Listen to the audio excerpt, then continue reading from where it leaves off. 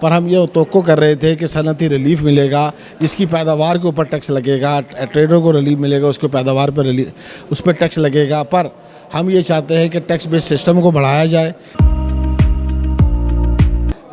Hurt کیا ہے وہ یہ ہے کہ آپ نے ایکسپورٹر کو جو ایگزمپشن تھی انکم ٹیکس کی وہ واپس لے لی ہے۔ یہ بجٹ جو ہے میں سمجھتا ہوں کہ یہ غیر متعدل جو نا ڈس بیلنس اس لیے ہے کہ اس کو ہم معتدل جو ہے بجٹ نہیں کہہ سکتے۔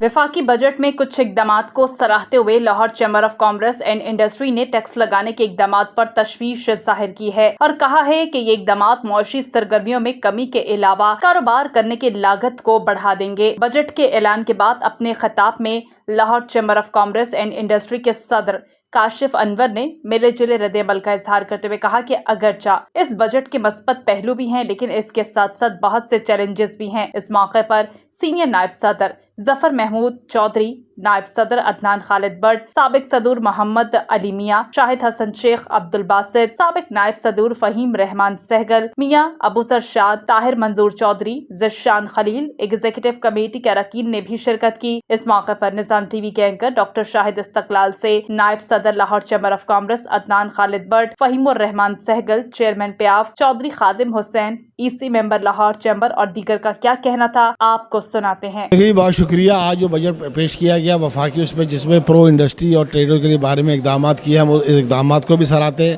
پر ہم یہ توقع کر رہے تھے کہ صنعتی ریلیف ملے گا، جس کی پیداوار کے اوپر ٹیکس لگے گا، ٹریڈروں کو ریلیف ملے گا، اس کو پیداوار پر اس پہ ٹیکس لگے گا، پر ہم یہ چاہتے ہیں کہ ٹیکس بیس سسٹم کو بڑھایا جائے، ٹیکس نیٹ ورک میں زیادہ سے زیادہ لوگوں کو لایا جائے تاکہ جو 12,970 ارب روپے کا ٹیکس ہدف ہے کلیکشن ہے اس کے لیے پھر نہ ہو، یہ ٹیکس جو آلریڈی نیٹ ورک میں ان کے اوپر اضافی بوجھ آ جائے۔ ہرٹ کیا ہے وہ یہ ہے کہ آپ نے ایکسپورٹر کو جو ایگزمپشن تھی انکم ٹیکس کی وہ واپس لے لی ہے۔ یہ بڑی ہمارے لیے حیرانی کی بات ہے کیونکہ گورنمنٹ اپنی ایکسپورٹ کو بڑھانے کے لیے وہ سارے میجر لیتی ہے، ان کو انسینٹیوز دیتی ہے، تو آپ نے ان کو فائنل ٹیکس رجیم سے بھی نکال دی ہے۔ یہ بجٹ جو ہے میں سمجھتا ہوں کہ یہ غیر متعدل جو نا ڈس بیلنس اس لیے ہے کہ اس کو ہم معتدل جو ہے بجٹ نہیں کہہ سکتے،